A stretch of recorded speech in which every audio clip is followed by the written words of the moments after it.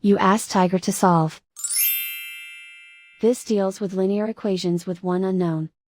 The final result is y equals 2. Let's solve it step by step. Group all y terms on the left side of the equation. Add 4y to both sides. Group like terms. Simplify the arithmetic. Group like terms. Simplify the arithmetic. Group all constants on the right side of the equation.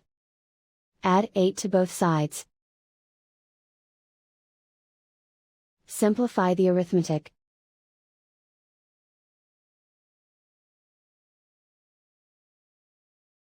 Isolate the y.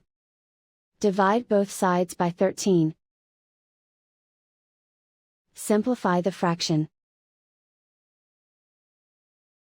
Find the greatest common factor of the numerator and denominator. Factor out and cancel the greatest common factor.